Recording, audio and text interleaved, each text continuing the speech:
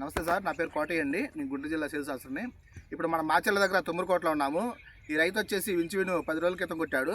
ఎలా ఉందో తెలుసుకుందాం. ఎలా ఉంది సార్? బాగుంది సార్, పూత దశలో కొట్టాను. కాయ సైజు చేను వన్నె కానీ బాగుంది, కొట్టవచ్చు. 20 రోజులకి 2 సార్లు కొడితే ఇంకా బాగుంటుంది. చేను గ్రోత్ కానీ పూత కాయ కాటం కానీ బాగుంది సార్.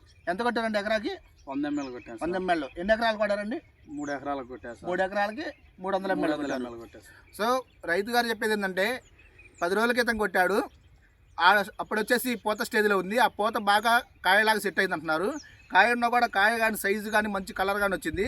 ఇవి తోట కూడా పెరుగుదల కానీ మీకు చిట్టాగ్గా బాగా వచ్చింది. కాబట్టి ప్రతి ఒక్కరు కూడా ఈ మందును వాడాల్సిందిగా కోరుచున్నాము. ఎలా ఉందండి? బ్రహ్మాండం సార్. సార్ ఎలా ఉంది సార్?